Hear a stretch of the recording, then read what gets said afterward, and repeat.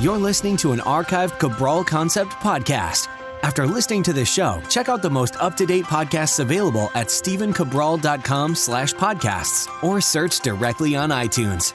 And now, welcome to the Cabral Concept, where board-certified naturopath and integrative health practitioner Dr. Stephen Cabral shares how he was diagnosed at the age of 17 with a life-altering illness and given no hope for recovery. It was only after studying and traveling all over the world did he discover how to combine ancient Ayurvedic healing practices with state-of-the-art naturopathic and functional medicine to fully rebalance the body and re-energize it with life. It's time to discover how to get well, lose weight, and finally feel alive again. And now, here's your host, Dr. Stephen Cabral.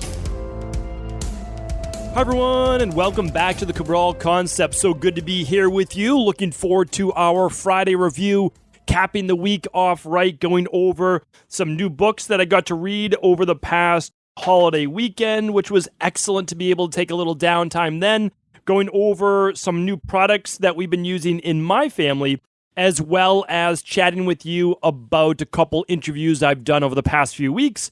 I'm going back on the talking and speaking circuit over the next couple of months. Really looking forward to being able to reach more people, simply share this message I've been trying to over the past 3 years online with people all over the world. Very excited about that. I've got to really connect with now so many great podcast hosts on video and speaking at events, and it's been absolutely fantastic. Very, very excited when I get to go out there, meet more people, especially in person. So I want to share that with you today, and then, of course, always bring you some up-to-the-date research, and today is going to be no different. Really fun show. Love these Friday reviews, kind of anything goes. This is where I get to bring you my favorite of the week, and let's now get started. So to start these shows, I always go over what we have going on at Equilibrium Nutrition, what we have going on in the private practice, IHP, you name it. Well, we have a bunch of things starting literally this week and next Monday. The first is this: if you haven't gotten your free bottle of the product I use every day in order to get my vitamin C, go to equilibriumnutrition.com while this offer lasts. Is simply head on over to equilibriumnutrition.com. I'm not going to push you on the product. It's a free product. It's one that I use every single day. I take one at breakfast. I take one at dinner. Sometimes I even take one at lunch, and I'm done for the day with my vitamin C. It's just simply the best way to incorporate whole food vitamin C with orthomolecular-based nutrients. Really, really great. Okay, now, I want to make sure that you're aware of this, but our annual, or our seasonal fall detox, or annual fall detox, is happening this Monday. Even if you are not participating with the community right now, I know we have a lot of people that already started. That's great. You don't have to do it at the exact same date. We have a lot of people doing the 21-day. They've already started their detox.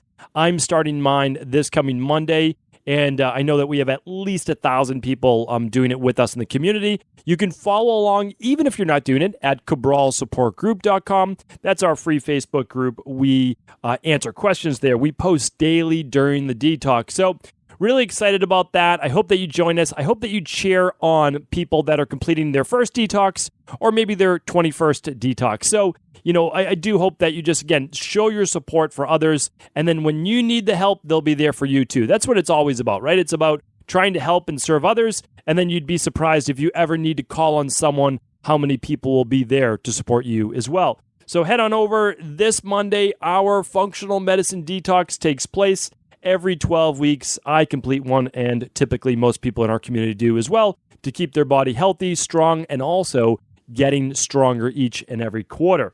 All right, let's see. What else do we have? Well, the last thing that's been major going on in the practice is the Integrative Health Practitioner Program. The certification and course are opening this Monday. Open enrollment starts this Monday. The early bird notification will go out Sunday. That only goes out to people that sign up for the waiting list at integrativehealthpractitioner.org. They get a little 24-hour head start. We only allow 100 people in every time we open. We do that for a very specific reason, and that is because we feel we can take really good care of 100 people coming in at one time. And we have it open now for 10 weeks. So it's been 2.5 months since we last did a open enrollment. I can't wait to meet our new 100 students and members coming in. Keep in mind, the course is for anyone out there in the world, anyone who wants to learn in depth the de-stress protocol. It is the second half of the rain barrel effect. I teach you everything that you need to know with over 50 handouts on diet, exercise, stress reduction, toxin removal, rest, sleep, parasympathetic nervous system, emotional balance. We go over supplement protocols that I use in my practice that you can use yourself and with your family. And then I go over that success mindset. So that is available for everyone right at integrativehealthpractitioner.org. And if you have, whether you have zero health coaching experience, but you're looking to become a health coach, or you're someone that's looking to take your health coaching or health-based practice to the next level, we have people of various, about 50% of people have no experience, and 50% of people are nurse practitioners, personal trainers, medical doctors, NDs, acupuncturists, chiropractors that take the level 1 and or level 2 certification. When you take that, you become a certified health coach through the Integrative Health Practitioner Institute, and you can begin working with your own health coaching clients. We also now offer additional board certifications with 2 organizations that after you become certified through IHP, you can actually apply for those board certifications. So pretty cool. We are still not even 1 year old. Next month will be our 1 year anniversary. Very excited about that, and I do hope that you join us. It is easily one of the most passionate group of people and communities in the world. We have our own private Facebook group, and we do monthly Q&As with me. I get on live every single month with our community. So a lot of fun, and there's a lot to be learned there. It is 40 hours for the course in level 1, and then another, anywhere you can. There's a lot of continuing education, so it's between 50 hours and 100 hours for level 2, depending on how much of that education you are looking for. And the difference with level 2 is that you're learning about labs, right? So you're learning about functional medicine, lab-based testing. I won't go too in depth. This is just to let you know what's going on. You can head on over to integrativehealthpractitioner.org for all that information. New website coming soon with all of our practitioners coming soon. We will announce that. All right. Thank you so much. And now let us get into, what I'd love to do first. I would like to do, before I get into my product reviews, I want to go into a little bit of research. Now, I only bring you research. This is really important. That is applicable in your world and in your life. There's so much research out there, but it's done with 6-person studies, and it's just it's kind of one of those things you say so what? A lot of the research I read is okay, so what? This was done in a lab or such a controlled group or survey only, and it was done only with, 12 people, and it lasted 12 weeks. So it's just that kind of stuff is not even worth either one of our while in terms of bringing that information into our life. You want to do things that not only do they make sense, not only have they been done for thousands of years, and now they're proven with medical research. That's what I like to bring you. So today what I want to do is bring you a nice little piece of research on, why don't I bring you 2? There's 2 that I've wanted to chat about for a while. So the first one is this. This is medical science at its best. I want to share this with you, and I think it'll make sense in just a second. So I'm going to read it directly. This is from Bart Stales, PhD, professor of pharmacology, actually in France. I wish I could pronounce this. University of, I want to say Lille, but again, that's my American pronunciation of that. I did take 7 years of French. That's not serving me at all right now, making me look bad, but that's okay. This was done with 596 patients, and it was published in The Lancet. So here's why it makes sense. I want to bring this to you from a clinician. That means I practice in a clinical practice. I work with real people in the real world. And here's why it makes sense. Okay, so this is it. Afternoon heart surgery may be safer than morning surgery. Patients who had open heart surgery for aortic valve replacement in the afternoon had fewer heart attacks during surgery. And over the next 500 days, let's look at that as about a year and a half, fewer major adverse cardiac events, such as heart attack or heart failure. In a separate study, those operated on in the afternoon had much lower levels of troponin, a measure of heart muscle damage. Possible reason? Natural circadian variations in the genetic mechanisms that protect tissue under stress. So I might be pronouncing troponin incorrectly, but you'll get the gist, and I will link up that article. So here's what it means, though. Before I ever finished reading the research, I said, that makes sense, but I never thought about it. But think about this. there's probably someone in your life who might be having to go for valve replacement. They have blocked aortic valves and they're going for that surgery. Now, I would love to say, hey, can we prevent that surgery naturally? But, maybe there's a 90% occlusion and they're at risk of having a heart attack any day. There's always possibilities, right? And some people may not do diet. They might not use proteolytic enzymes like nattokinase and serrapeptidase and all those other great ones. Well, here's the thing. At least we could say better to have your surgery in the afternoon than in the morning. And when I read this, it immediately clicked, oh, that makes sense. Why? Because your cortisol levels and your most likely norepinephrine and stress levels is going to be highest in the morning. And that's because of a phenomenon, and I actually teach this in level 2 in IHP, called the cortisol awakening response. It's why when you take a thyroid adrenal hormone test at home or adrenal hormone test at home, you do it about 20 minutes or so after waking, 20 to 30, because that's going to be your highest peak of cortisol. Now, cortisol is going to stay elevated between 6 and 9 o'clock or so in the morning. It's a little different for each person, but it has to do when you wake up. It has to do with sunrise that morning. It has to do with a lot of things. And remember, we're part of nature. So here's the thing, though. If you have surgery, when it looks like adrenaline levels, this seems to make sense, and cortisol levels are at their highest, what could that lead to? Well, it could lead to actual heart attack during surgery. Really important to look at this because we don't want to add extra stress to the body when it's already under its biggest stress right there of the day, natural stress, awakening, right? We've got an increase in blood pressure, increase in thyroid hormones, increase in adrenaline and adrenal-based hormones. So all of that makes sense to me. So just feel free to pass this on to people that you know that might have to have open heart surgery. Could save their life, okay? Really important. Now, the next one goes along the same lines, and that's why I wanted to include both of these with you today before I do my product reviews. The second study, I thought it was excellent. And again, it makes sense to me. It really does. Let's give credit to where credit's due. Andrew Smythe, MD and PhD, postdoctoral researcher at Population Health Research Institute at McMaster University, Hamilton, Ontario, Canada. By the way, they publish a lot of great research out of there. They really do. This was in conjunction of HRB Clinical Research Facility in Galway, Ireland. So here's what the study showed. It's that this was done on quite a bit. It was over 12,461 people to be specific. In 52 countries, it looked at those who had their first heart attack and what happened in the hour before the heart attack. Now, it was interesting because when you looked at the control of those people who are in the best heart-based shape, they found a threefold, so at 3 times the incidence of heart attacks by those who had just engaged in intense but angry, upset exercise within the 60 minutes beforehand. Now, let's go back to what I was just talking about before. The body, when exercising, just like in surgery, is under greater stress. Now, what would be even more stressful? Well, even more stressful would be exercising intensely in the morning, first thing in the morning. Not that I'm saying that's a bad thing. I'm not saying that. But what if you went into that workout already full of adrenaline? You know, how many of us, after a really stressful day, go into a workout to blow off steam? Think about that, right? You go in there, you're angry, your adrenaline's pumping, and you just try to crush that workout.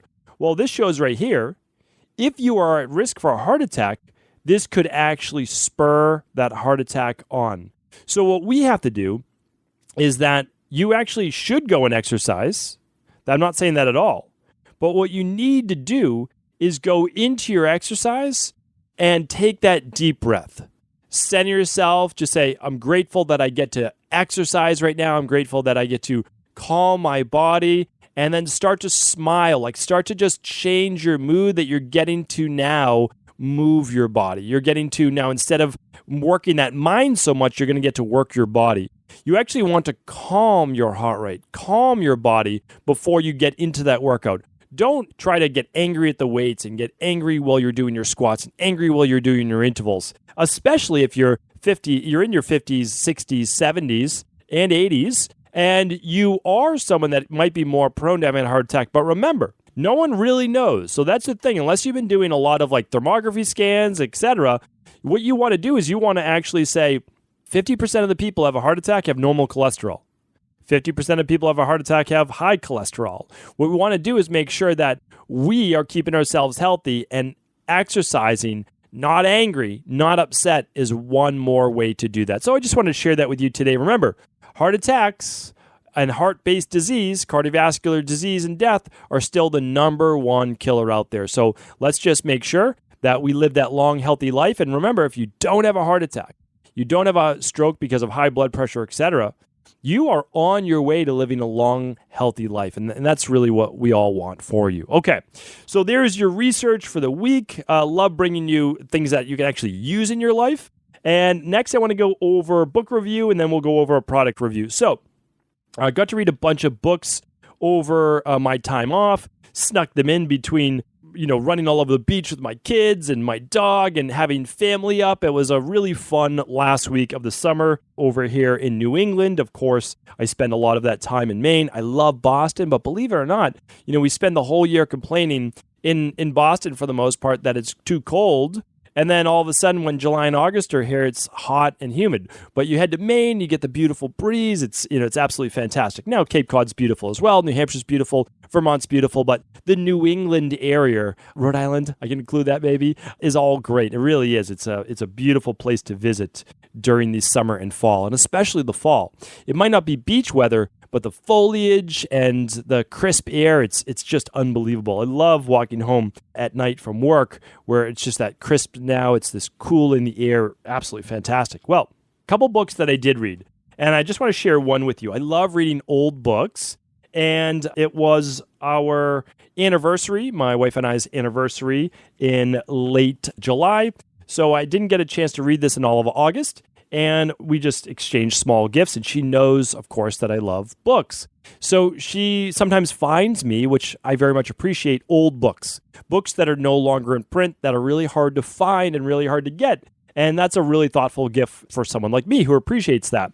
This book was written in 1973, and it's called Healing Ourselves. Okay. So what I want to do, though, is I want to share with you what it's going over. It's a traditional Chinese medicine book.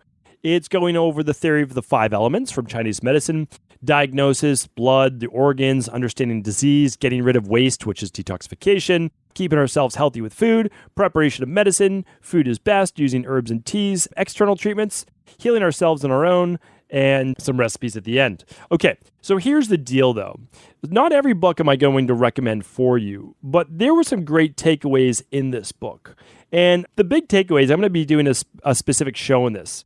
I've read many, many books on traditional Chinese medicine, and I spent time at a TCM hospital in Old Beijing in China. And I love traditional Chinese medicine. It's very different even than Ayurveda, even though it has its roots in Ayurveda and a sharing of knowledge between India and China along the trade routes.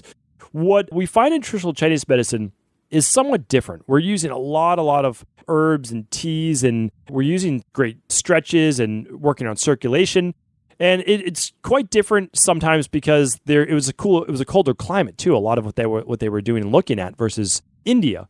So here's the thing, though. This book, I would say, is good. I enjoyed this book, and I love a lot of how it was written, but not the beginner book that I would say, and a lot that leaves to be desired. Like they say that, okay, you only want to drink about 4 glasses of water per day.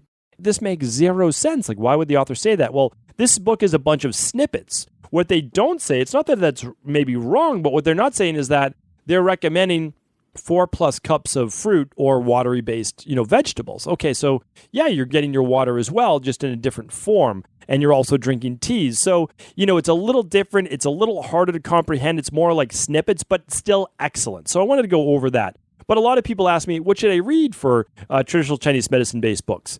Daniel Reed is still a great author that I refer people back to. It's very approachable wisdom on Chinese medicine. He wrote a book called The Complete Book of Chinese Health and Healing. I'll link that up today. Why don't I do this? I'm going to link them all up today at stephencabral.com/1309. All right, I'll link it up today. He's got a couple great books. I'm going to link that up. It's called Complete Book of Chinese Health and Healing. Wrote another one, a little shorter one, called the Tao of Health, Sex, and Longevity. And that was an excellent book as well, a little less dense than the first book. So a bunch of books, and I'll link those up. So those are more recommended reading than this older book. But again, I loved reading it because it's like you can see it's truly old school. You get the orange weathered pages. It's all illustrated instead of photos. Excellent, excellent book. So that'll go in my collection. Now, I almost forgot, before I get to my last product review, I was on 2 great podcasts last week. One with John Lee Dumas, a good friend of mine. And before he was a good friend, he was a mentor in terms of podcasting as well. He started a podcast multiple years before me. I think it was 2 to 3 years before I did. It was really one of the early adopters of podcasting. And he's taught many, many people podcasting through his course. I'm going to link up his course in my show notes today as well. So it's a free course, free podcasting course. There's also a paid one, but he offers a free one as well, which is really nice as an intro. And I'll link that up at stephencabral.com/1309. Well, he was also nice enough to have me back on the show for our second interview together. We did one about, it's got to be 2.5 years ago to maybe 3 years ago now. Funny that it was that long ago, but it was. And this one is dissecting the underlying root causes of disease. So we went over how the disease process sets in, how you can actually look for all of these underlying root cause issues. We focused deeply on digestion. We talked about circadian rhythm. We talked about how important it is to get good quality water and hydrating the body. So you can check that out. I'll link it up. Again, there's going to be a lot of links today, so it's just everything's over at 1309. So appreciate Mr. John Lee Dumas for having me on. He's on an amazing trip right now, doing a lot of speaking himself. He keynotes and speaks all over the world on podcasting, and he's absolutely one of the, if not the foremost authority on podcasting. So I'm going to link that up.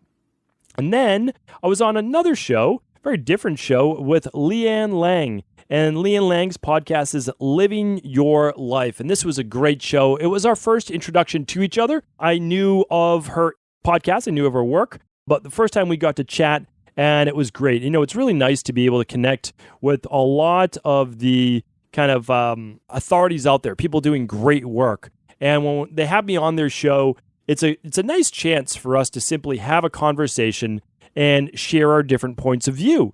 So we went deep into the layers of the rain barrel effect.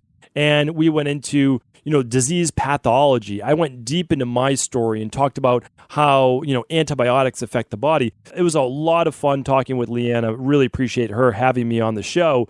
And I'm going to link up her Instagram. I'm going to link up the podcast interview we were on. And you can check out her podcast as well, called Living Your Life with Leanne Lang. So really fun podcast, super experienced in the broadcasting world, and I will let you check that out as well. All right, last product review of the day, and that is my new, because we had a bunch already, but these are now 3 larger sizes of the Stasher plastic-free, and I call them eco Ziploc bags. So here's the thing about Ziploc bags. This is actually really important. Just like I did an episode on plastic straws, 100 billion plastic bags per year are used, with only about 1% at most being recycled. This is extremely important because I think it's even greater than 100 billion. I honestly do. That's the conservative number, just like trillions of straws are used every year. Well, we need to do something about that. We can't have these giant landfills in the water as well, with plastic and the fish being polluted and our water being polluted with all of this plastic. There's many different ways to combat this, but the average household uses about 600 Ziploc or plastic bags per year. And why this is important, because if each one of us even took that in half, we would reduce that by tens of billions per year. Now, yes, people use mason jars and they use all sorts of different things, and I think that's great. But a lot of people don't want to throw a glass jar in their bag or put it in their kid's bag to bring to school or whatever it might be, or to work. And it's also a little bit heavier, right? So one thing I can recommend are silicone bags. I've talked about this before. I've done a previous podcast on using silicone over plastic bags. It's one thing that we're trying to do in my family. We're not perfect, but we try to be better. That's all we can do, is try to be better. And we have Ziplocs, but we try to use them as little as possible, if not never. and we're using these stasher bags.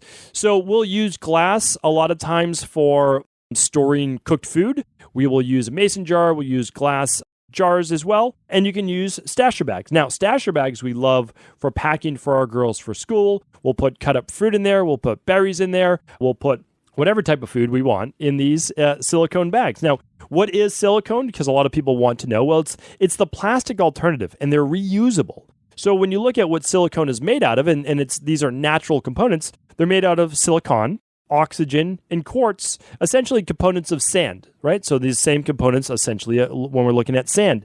And they don't have the PCBs, they don't have the BPA, they don't have the phthalates. So it's a great alternative to plastic, and they're reusable. Now, you can even put them in the dishwasher, but here's the thing. I don't, and I know that Stasher says it's fine to do this, and maybe it is, but I always err on the side of caution. And I prefer not to use these in the microwave. I prefer people not to microwave their food in general. And I prefer these not to be heated. And I prefer for people not to put vinegar or alcohol-based soups or solutions or any type of liquids in them. Because over time, anything is going to break down a little bit. This is not the fault of stashering like that. I'm just letting you know. These are best for leftovers. They're best for packing fruit. They're best for just like you would use a Ziploc.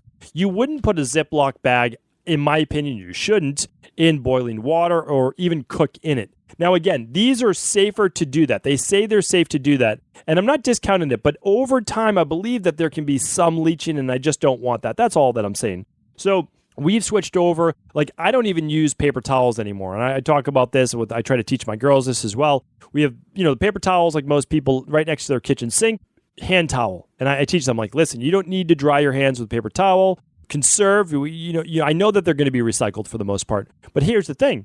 Why cut down those trees in the first part, right? Or in the first place? Use the hand towel right beside you. We can wash that. And stasher bags should be next to your Ziplocs if you have them. Use these. They're easy to clean. Just a little hot water and soap. Wash them right out. They're reusable. Keep them open on your dish drying material, whatever you're using, and let them dry out that way. They come in a bunch of different sizes. I am holding right now the medium size, which is 450 ml or 15 fluid ounces.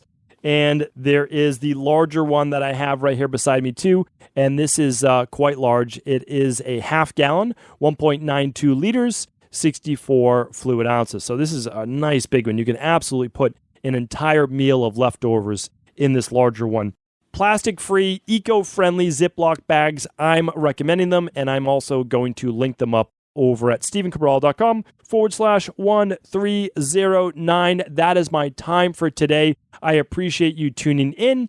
You can absolutely head on over to the show notes today for all of those links for the podcast I was on, for the research studies, for the TCM books, etc.